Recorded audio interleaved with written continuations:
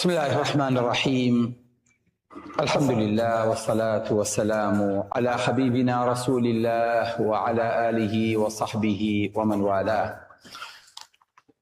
خوشویستان عزیزان جوگران بینران اوانی که لأونلاین لگلمانن، السلام علیکم ورحمة الله وبركاته. دیار خوشویستکانم، خوای گەورە لە قورئانە لە چەند شوێنێکە باسی ئیبراهیم ئەکات و ئەم پیاوە گەورەکە کە خۆی گەورەیە. ئەلەموانەیە باسێکی داوای ئیبراهیم ئەکەین کە چۆن لەگەڵ باوکیا و توێژەکە مناو گەنج چۆن فێری ئەدەبی ئاخافتنە بێ لەگەڵ گەورەتر لە خۆیە، بەتایبەتی ئەگەر ئەو کەسە باوک بێ. مهما كان أم كسا قمرا بيو لا در بيو نفام بي إبراهيم شون دس بي أكال قلباوكيا خواهي قول أبو من باسكا فمي واذكر في الكتاب إبراهيم إنه كان صديقا نبيا.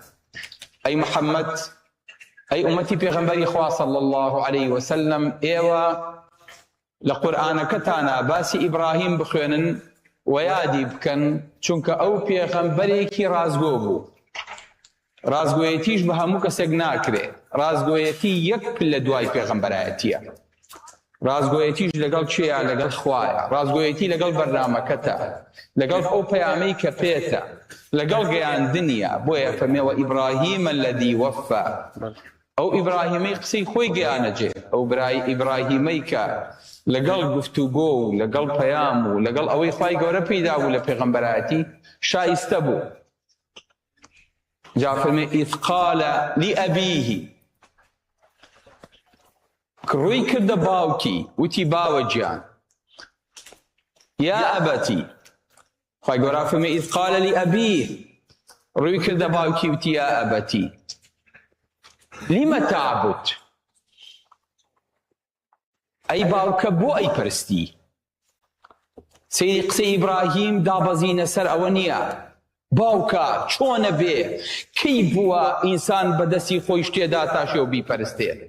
باوکە ئەمە ئەو پەڕی گومڕایی و نەفامی و نەزانیە. باوکە تۆ سەرێ لێ شێواوە، باوکە ناکرێ ئەمە بکەیت. باوکیشی بۆ خۆی بتدا تاشەر بوو، واتە خۆی بتەکانی دروستە کرد. ئیبراهیم پێیە فەرمێ یا ئەبەتی، باوە گیان لم تعبد، بە پرسیار دەست پێەکە، نەک بە ئەمر، نەک بە فەرمان. بۆ ئەم کارە ئەکەیت؟ بۆ شتێکە پەرستی ما لا يسمع، کە ئەمەی کە تۆ هاواری لێ ئەکەیت و دوعای بۆ ئەکەیت و لێ پاڕێیتەوە، لا يسمع، ئەمەی تۆ ئەی پەرستی گوێی نییە، ولا يبصر، چاویشی نییە، ئەگای لە هیچ نییە، ولا يغني عنك شيئا، هیچ ئیسفادەیەکیش پێ ناگەیەنێ. ئەمەی تۆ ئەی پەرستی بە کەڵکی ئەوە نایەت عەبد بێ، جاوەرە بیکی بەخوا. شتێک گوێی نەبێ، چاوی نەبێ، هەستی نەبێ، جوابە نەیاتەوە. واللهی ئەمە بیبێ هەرچی دکتۆری دنیای لەسەر کۆکەیتەوە نایکا بە بەشەر. چ جای ئەوەی کە تۆ بیکی بەخوا و بیپەرستی؟ ئێوە پێتان سیر نەبێت مەڵێن وەڵا ئەوە هەر ئازەر بوو، ئەوە هەر باوکی ئیبراهیم بوو. نەخێر. وإذ قال إبراهيم لأبيه آزر أتتخذ أصناما آلهة. باوجان أو تو بتكانت كدوة بخوا وأي برستي، بتكان أمرو دوين زور بون وتابيش زور تربن.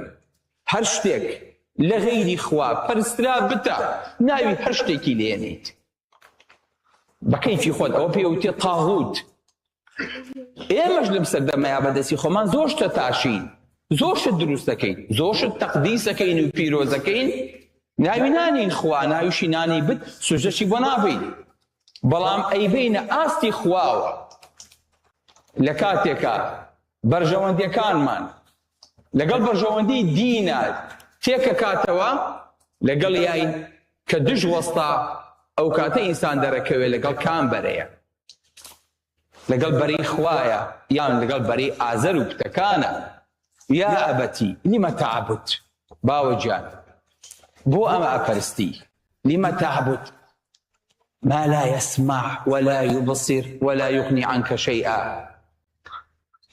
بۆ ئەوەی کە نەژڵێ ئەمە مناڵێکی بشکۆلەی ئیبراهیم بوو، تا دوێنێ میزیە کرد بەخۆیان، تا دوێنێ من شیرمایە، تا دوێنێ لە باوشی دایکیا بوو گۆشیە کرد. یا ئەبەتی ئینی قەد جاءنی من العلم ما لم يؤتك. باوەجیان خۆ من ناڵێم من لە تۆ زاناترم، من ناڵێم من لە تۆ داناترم، بەس من پەیامێک و علمێکم بۆ هاتووە بۆ تۆ نەهاتووە. ئەگەر بۆ تۆش بەهاتایە تۆ لە من باشترە بووی، بەڵام من زانستێکم بۆ هاتووە لای تۆ نییە. تۆ بۆ دەست خەڕۆم مەبە هەرچی منی زانم تۆ فێرێ کردم. من سوپاسی ئەو زانینە و ئەو فێرکردنەتەکەم کە تا ئێرە هاتووی لەگەڵما، بەڵام من زانستێکی تر ئەزانم کە زانستی وەحیە، خوای گەورە بۆی ناردووم لای تۆ نییە. فاتبعنی، ئەی باوەجیان شوێن بکەوە دەست بەدەست. ئەهدیکە صراطا سەویە، ئەو ڕاستە شەقامە پیشانەیەم کە خوای گەورە نیشانی منی داوە، با هەردووکمان ئەو ڕاستە شەقامە بگرین بۆی کە بماگەیەنێتە باش. چەند ئوسلوبێکی جوانە، یعنی هەم خۆی لە مناڵی دەرەکات، هەمیش باوکی لە نەفامی دەرەکات. جا فەرمێ یا ئەبەتی لا تعبدی الشەیطان. باوەجیان ئەگەر تۆ بەجۆی خوانەکەیت بەناچاری بەجۆی شەیطانەکەیت، هیچ مەجالێکی تریتیان نییە. یا ئەبەتی لا تعبدی الشەیطان. باوەجیان بەجۆی شەیطان مەکە. هەر کاتێ ئینسان لە پەیامی خوا لایدا ئەو کەسە بەجۆی شەیطانەکە، بۆیە پەیامەکی پێ دووبارە کاتەوە فەرمێ ئین الشەیطانە کانە للرەحمانی عەسیە. چونکە لەسەر زەوی دوو بەرە هەیە، بەرەیەک پێوتێ بەری شەیطان، بەرەیەک پێوتێ بەری ڕەحمان. تۆ لە کام بەری خۆ ساخکەرەوە. یا ئەبەتی ئینی ئەخاف ئەن یەمەسەکە، ئینی ئەخاف ئەن یەمەسەکە عەذاب من الرەحمان. باوەجیان من زۆر پەرۆشم، زۆر خەممە، ئەترسم بەڵایەکت، کێشەیەکت، ئازارێکت لە ڕەحمانەوە پێ بگا. دوو جار کەلیمەی ڕەحمانە هێنێ، نافەرمێ جەبار، ناڵێ منتەقیم، ناڵێ عەزیز، ئەلێ ڕەحمان، بۆ ئەوەی کە دڵ ڕاکێشێ بۆ لای خوا. لە باوەجیان ئەو خوا بە بەزیە بە میهرەبانەی کە من ئەیناسم، تۆ ئەگەر لەگەڵیانە بی بە هاوڕێ و دەستە منانی شەیطان، بی بە وەلی شەیطان، ئەترسم خوای گەورە عەزابێکت بۆ بنێرێ. یەمەسەک ناڵێ غەرقێکە، یعنی هەر ئاوا بەرەکەوێ، جا قوڕ بەسەر ئەوەی کە عەزابێکی خوای بەرەکەوێ. ولئن مستهم نفحة من عذاب ربك. خوای گەورە فەرمێ ئەگەر ئینسان یەک تۆس، یەک نەفحە، یەک هەڵاو لە ئازاری ڕەحمانی پێ بگا، لێقولن یا وەیلەنا، هاواریان لێ هەڵەسێ. بۆ چکە ئینسان بەرگەی عەزاب ناکرێ، بە تایبەتی شێش. جا خوای گەورە بۆی تەخفیفەکە. ولئن مستهم، مەس ئاوایە، نەفحەة هەڵاوە بەس، من بەشێک، عذابی هیچە هی ڕەبیک، هی ئەو خوایی بەخشندە و بەڕەحمە. ئینسان بەرگەی ناگرێ. ئەمیش یە بەم عەزابە باوکێ ترسێنێ. فەرمێ یا ئەبەتی ئینی ئەخاف. ئەگاتان لێی بێن هەر کەسێ ترسانی بۆ قیامەت، خەمی قیامەتی ئێوەی بوو، خەمی پاشە ڕۆژی ئێوەی بوو بەجۆی کەن. هەر کەسێکی ژووتی کۆرە با بۆ جگەرەیە خەڵک عادی ئەو پێکەش خۆرەوە، بۆ بزانە خەمی تۆی نییە. بە چ دەردێک کە ڕووی لە دنیا و لە قیامەتە. دکتۆرێکمان هەبوو نەخۆش بوو، کۆمەڵی هاوڕێی بێدینی چوون سەدانیکەن، چیان بۆ برد بێ باشە؟ مەشروبیان بۆ برد. دکتۆرەکە خۆی و ڕەفیقەکانی باشی ژیانزانی کە ئیتر ئەمە ئاخر شەوەکانی ژیانێتی، وتمان بە ئیسراحەت و بە دڵخۆشی بمری، ئەممان بۆ هێناوی حەزەکەین بیخۆیتەوە لەگەڵمانە. ئەمە بزانە ئەوەی کە ئەوە دەرخواردەیە ئەوێ دوایی سەرخۆشێکا و پێ ڕابێرێ، بەڵام ئەوەی کە خەمی قیامەتی تۆی بوو لەگەڵ تا هەستا و دانیژوتی یا ئەبەتی ئینی ئەخاف تۆ مەترسە بەس من ئەترسم إني أخاف أن يمسك عذاب من الرحمن من خمي توما باوجا عذاب من الرحمن فتكون من مثل الشيطان وليا أترسم بيبا دستملاني شيطان يا أبتي لا تعبد الشيطان هذا كيف شو ما خلونه بو شو إن الشيطان كان للرحمن عصيا شونك الشيطان سرفيتشي خواي قولاك يا أبتي إني أخاف أن يمسك عذاب من الرحمن فتكون للشيطان وليا إبراهيم بم أدبي باوجانا بعقل لقال كامير بعقل لقال يا دوي شي في عليه لا يسمع ولا عفريم قال لا يسمع ولا يبصر باوجان أما جويلي إني تشاوينيا أما تدابال تشي يقيني تشي باري توا تشي برستي دواي بوحي يا أبت إني قد جاءني من العلم علمي شمبية دواي بشي دواي إنجا بترسان بيش ترسانكي باوجان دستن بري بابم وحي بدقين مبري أمان وبصصي راتكا ببرين بو أقل أمانكي إنجا بيترسينا كواتا إبراهيم هرشي أسلوبي دعوية لقل باوكي بكاره هيني أقل أمانكي أموتو شبه إنجا توشي عذابك بي منش خمي أو ما تولى قيامتها توشي أم عذاب بيت لدرزكاني دهاتوا باسكين باوكي إبراهيم لقيامتها تشيليت وإبراهيم يشموك في شيء به فلا مكان بله إبراهيم همو أسلوب كان حوار أسلوبي دعوة أسلوبي نرمي أسلوبي عقل أسلوبي عاطفة أسلوبي وحي أسلوبي مجدبدان أسلوبي ترسان لقل باوكي بكاري هنا يو تصور كان باوكي موقف في تشيبه هذه جوابك إبراهيم تشيبه دري باوكي باوكي بيبل تشي باشا من بم عليهم والله يكون خطو راستك خطو كل ما فاسك يجي ام بياو كيم زين اما كوني تاعي ام جوي ام تشاوي بينيني تاعي عدسي تاعي شتبينيش دبستي اي بخوان بشو مشغول كردوا تصور كان باوكي جوابي ام كريشي بعتوا كرم والله قال لي بعد ما الحمد لله توم علمو بي وخواي قورا ام شهاده وام زانستو ام بروفيسور ودكتوري ياوي تتي والله كرم دس بدس مو بي شلون الدنيا دسم قلتي تو قورم كردي توش دس بدس مو بي امر الدنيا بيني قيامه ممنون تبشاكم بو بيتوا انجا كرم خوار رحماني كي اوا بخشنده بك تو باسيكي بو خويو قردني خويا دس شيطان بخوام تاسع من نزانيو اي خوا زابط وامو بيوتم تصور كان مخسانه بكا قال شي بله توبون بيزاري لاخواكم بارك الله فيك قال شي قال توبون بيزاري لاخواكم هذا كم بيبلن قال اراغب انت عن الهتي يا ابراهيم سوبيكي زور نشياو ابراهيم يبو هدوءا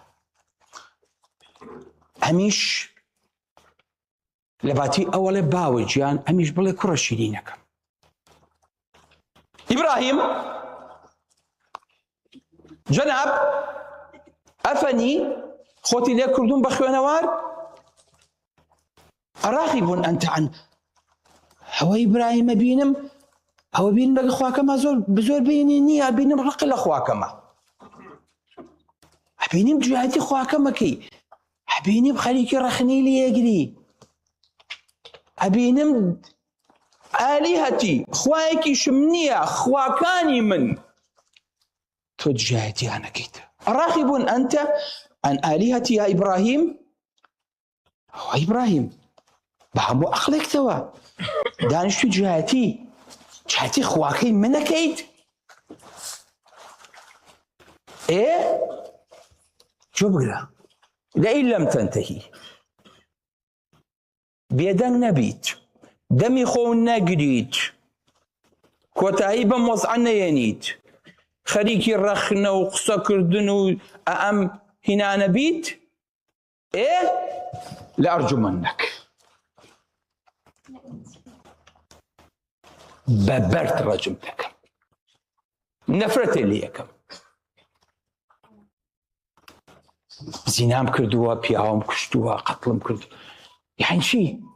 لەر یعنی جوابەکە بۆ ئیبراهیم زۆر غەریبە، ئەسڵەن تەوەقوعی ناکە. ئەمە ڕەشەیە لە چێوە لە باوکێکەوە بێتە دەرەوە کە ئەم هاتووە بەم ئەسلوبە جوانە. باش بۆ تەقیتەوە. دایمە ئەهلی کوفر ئەمە پیشەیانە کە قسەی پێ نەما، کە هیچ تەحلیلێکی نەبوو، کە هیچی نەزانی. اینجا تونوتیژی، اینجا زەبر، اینجا کوتەک. لئن لم تنتهي لأرجمنك واهجرني مليا. قسەشم لەگەڵ مەکە، باوکێ نیم، نان ناسم. مەلیە ئەمە ڕۆژ و دوو ڕۆژیش نییە ئاشتم بکەیتەوە بێ دەستم ماچکی بڵێ باوە گیان عەفوو. مەلیە تاماوی قسەم لەگەڵ نەکەیت. نانی منە خوا لە ماڵی بنا دانیشتووە دژاتی خواکە مەکە. سێرم ئەسلوبەکە سبحان الله، سێرم ئەقڵەکە. باشە بۆ گەیانتە ئەمە. ئێوە کوڕی ئەوەیە سبشی دەستی ماچکەیت لە دنیا و قیامەتە دەست بە پشتێنەکەیەوە بگری. ئەمە ئەو کوڕەیە کە هەرچی بەشەریەتە شانازی پێواکە. ئەمە ئیبراهیمە. تۆ بۆ کورتانە سۆڕان و پشتێ تێ کرد؟ بۆ پاداشتی ئەم چاکەیە و بەم خراپەدایەوە.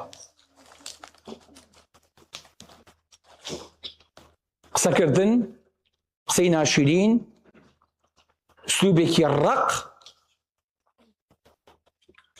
بەڵام ئیبراهیم زەرەری نەکردووە. بەمەڵێ یا ئەبەتی، بەم باوکە کافرە بێدینە ناحاڵی ئەڵێ یا ئەبەتی. بۆی ئیسماعیلیش کە گەورە بە پێڵێ یا ئەبەتی فعل ما تؤمر. پاداشتەکەی هەر لە دنیای وەرەگرێ. ئیبراهیم هەڵە ناکە. بۆیە وەهجورنی مەلیە. بۆ چکە ئەگەر ئەزانێ ئیبراهیم بۆ ئەم باوکە چەند چاکە، ئەگەر ئەم باوکە لێ عاجز بێ دنیای بەسەرا ئەڕۆخێ زۆر لەسەر دڵی گرانە. بەڵام ئیبراهیم لە باوکی خۆشەویستری هەیە کە خوایە. چۆکیش بۆ ئەمە دانایە. دەرمەکەیت، بێنان مەکەیت، نان بڕاو مەکەی، پارەم لێ ئەبڕیت، ڕەجم مەکەی، ئەم کوژێرچیەکم لێ یەکەیت. باوکی پێڵە وەهجورنی مەلیە. ئیبراهیم تەسەوڕەکەن بەرامبەر ئەمە هەر کەسێک بێ، ئەو نە ئیهانەی پێ بکرێ، ئەو نە قسەی ناخۆشی بەرامبەر بکرێ. حەقا میشەڵێستێکی تونی هەبێ. کۆرەدا بڕەوە کەس دەبرسان نامرێ کەیفی خۆ نیا وەڵڵا کەیفی خۆتە وەڵڵا برام منەتێ بە فۆزۆهای پێ بڵێ منەت بەسەر مناکەی نانمەیت یا خوا ڕازقە نە. قال سلام عليك. سڵاو لەسەر بێ. یعنی لای منەوە زەرەرە پێ ناکە. ڕەجمیشم کەی من دەست ناکەمەوە. بشم کوژی دەریشم کە ئاوڕێ لە نایەمەوە. ئاکوور دەڵێ سەر شەقم تێ هەڵبیت ئاوڕێ لە نایەمەوە. ئەمە ئوسلوبی داعیە، ئوسلوبی کوڕی چاکی نوێنەری موسڵمانە لە ماڵەکەی خۆیە. قال سلام عليك. دوایەوە سأستغفر لك ربي. داوای لێخۆشبوونی شێ بۆ ئەەکەم لای خوا. إنه كان بي حفيا. خوای گەورە ڕێزی منی زۆر لایە، زۆر تەقدیر مەکە. دوعا و لێ داوای لێخۆشبوونێ بۆ ئەەکەم بەڵکو ئیشەڵا خوای گەورە لێ خۆش بە هیدایەتە بە. لەوانەیەکی تایبەتایی لەسەر ئەم ئیستیغفاری ئیبراهیمە، ئەم حیوارەی ئەم لەگەڵ باوکیە. ئەکرێ ئینسان داوای لێخۆشبوون بۆ کەسێکی کافر و بێدین کە وما كان استغفار إبراهيم لأبيه إلا عن موعدة وعدها إياه. زين وایە ئەم قسەیە زۆر متەشابیکە. برایەکە تێ بێدینە، خزمێکە تێ خوا ناناسێ، کەسێکە تێ نوێژ ناکات، چۆن مامەڵی لەگەڵ ئاکەیت؟ ئەوە ئیبراهیم فەرمێ سأستغفر، داوای لێخۆشبوونێ بۆ ئەەکەم لای خوا. إنه كان بي حفيا. بەڵام بێ منەتیشم ها وا نەزانین لە برسان برم. وأعتزلكم وما تدعون من دون الله نك تو من دركيت اوان من خوتانو بتو بتخانا كانتان بجيلم هرشي كيج ايوا اي برستن وما تدعون من دون الله وادعو ربي من خوامي خوش يستم وادعو ربي بزانا ابراهيم سبابكي لدسيا قومكي لدسيا پاشاو ملككي لدسيا خاككي لدسيا پارو مصلحتكي لدسيا بس خواي بو اميني وادعو ربي زين الاخيره تشيغرا وبعثو زانين ابراهيم يان ازارا ساكان زاني ابراهيم يان بتكان زاني ابراهيم يان دجكان وادعو ربي عسى الا اكون بدعاء ربي شقيا من بي امید نیم لدعاء كم برامر بخواي قورا منيش وازد ايوين من اللي تاندورا كوموا من پشت ايوا هلا كم بلا مواستاني ناهينم لقسي خير ولا دعوه ولا بانكردن بورغي خواي قورا خواي قورا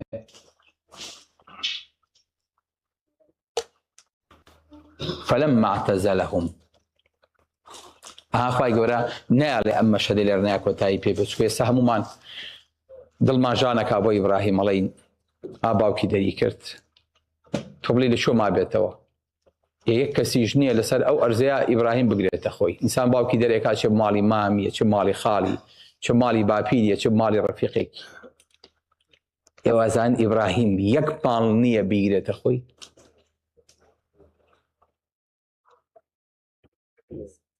ئێستا بچێ بۆ چوو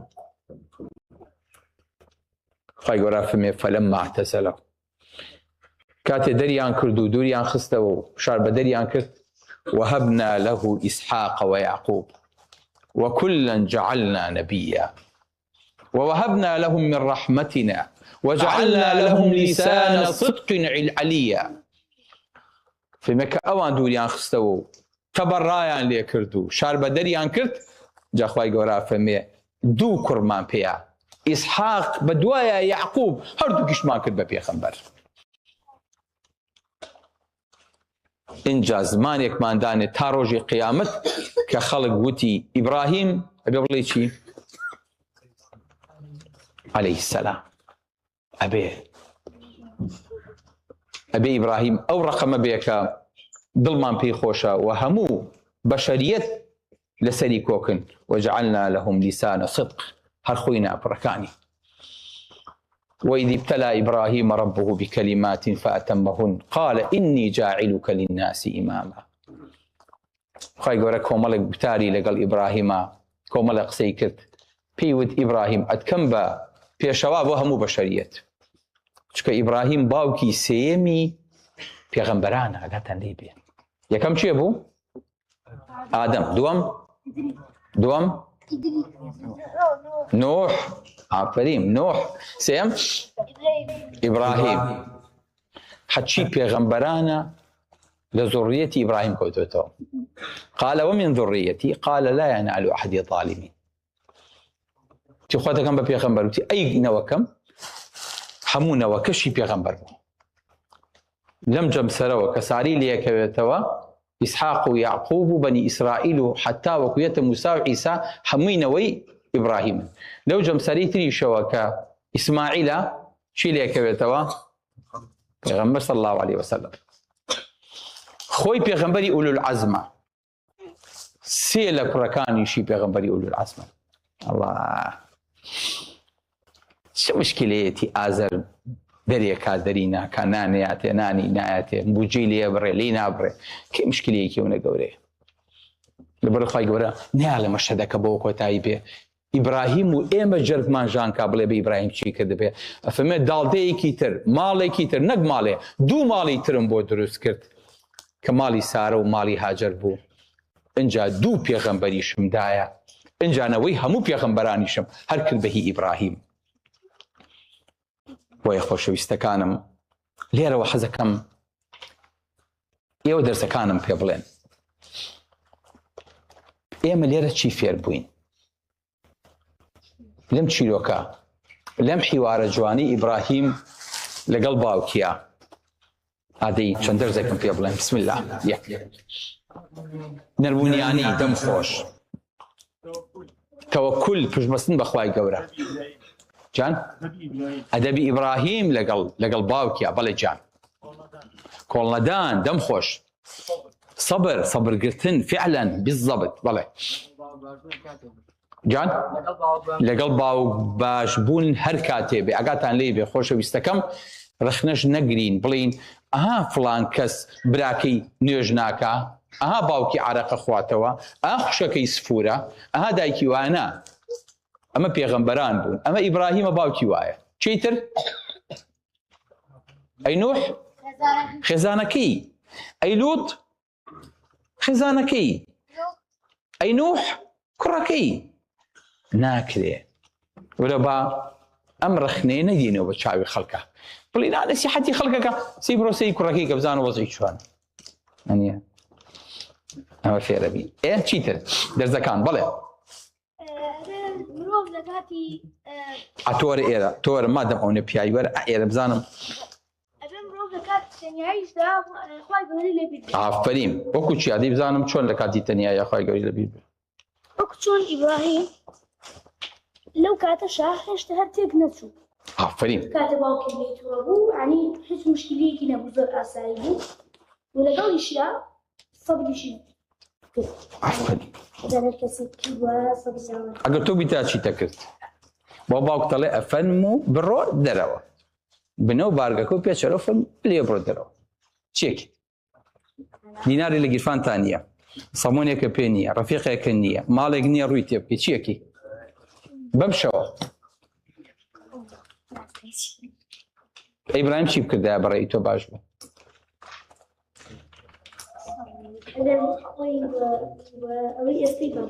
ئەوەی ئەسی کوردی باش بوو ئافرین ئەوەی کرد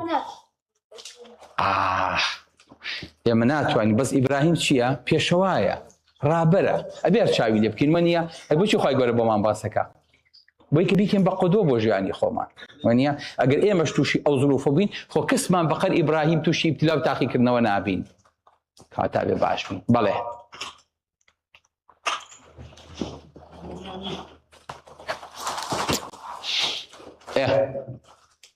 بەڵێ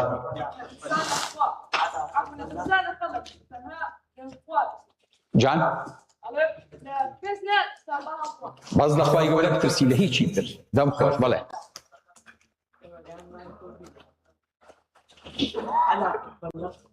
ئەلا قەد بەلەخت خوای من گەیانم بەڵێ تۆ شاهید بە بەڵێ پێش بەخوا بەستن بەڵێ جوانە دەستپاکی بەڵێ جوانە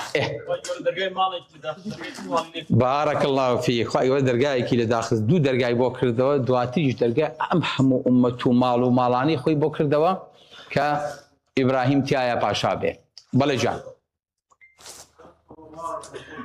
إن تنصروا الله ينصركم بارك الله فيك إيوه خواي جورا سربخن خواي جورا سرتانخا إيوه بيام وديني خواي جورا سربخن جوانا بله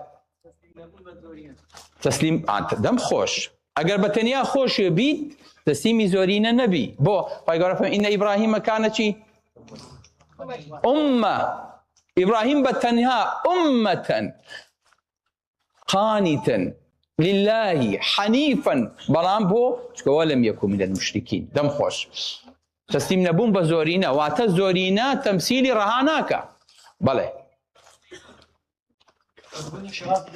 جان فيربوني شوازي دعوة اسلوب قورين دم خوش شون اسلوب دواي باسكين ابراهيم آل رانيا ام نرمونيانيا دواي توزيتونيكا قال لي بيه بلان لير اوادس بيكا بله جان خوای گەورە دڵی نەشکان و دوو دەرگای تری لێ کردەوە دەم خۆش بەڵێ ئاگادارکردنەوەی فعلەن تۆ ڕەفیقێکە هەیە نابێ وازی لێبێنی جگەراخوا خراپە نوێژ ناکا بە ڕۆژوو نییە لەشکی بەسەرەوە نییە دەستی بگریت نەسیحەتێکی ئامۆژگاریکی ئاراستەیکەیت دەم خۆش بەڵێ بارك الله استقامة لسر أمر بازة تأخير بله ڕێزگرتن لە بەرامبەر ڕێزگرتن لە بەرامبەر زۆر جوانە بەڵێ دایک و باوک ئەگەر هەڵەیەکیشیان کرد لا تەقول لەهما ئوف ئوف نێ بەدەمتانە سەبرگرتن بەڵێ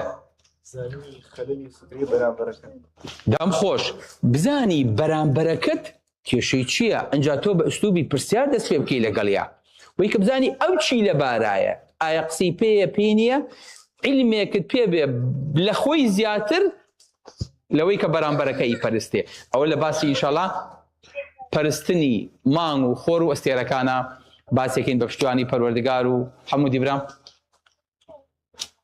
فرمود هەڵبژاردننی مەسلحەتێکی حەقیقی دوورخایە بەسەر مەسلحەتە دنیایی دایکە باوکە ژیانە هەرچی کەمادەم خوا لە پێشاتە دەم خۆش کاتە تۆ دووشتە هەیە والآخرة خير وأبقى ساحرەکانی فێرعەون وتیان ئەوە خوای گەورەیە هەم چاکترە هەم ئەوەیە کە ئەمێنێتەوە بۆمان لەبەرەوە ئینسان خوای گەورەی هەڵبژارد شتێکی ماوەی چاکتری بەردەوامی لەسەر شتێکی کاتی قێزەونی بێ ئەرزش هەڵبژاردووە خوای گەورە ڕێبازەکەی ئیبراهیم حیوارەکەی ئیبراهیم تێگەیشتنەکەی ئیبراهیم عیلمەکەی ئیبراهیم ئەدەبەکەی ئیبراهیممان فێرکە بۆی کە ئینشاڵڵا بتوانین لەسەر ئەم ڕێگەی بەردەوام بین و لە خزمەتتانای ئینشاڵڵا لەوانەکانی ترە سەلام عەلەیکوم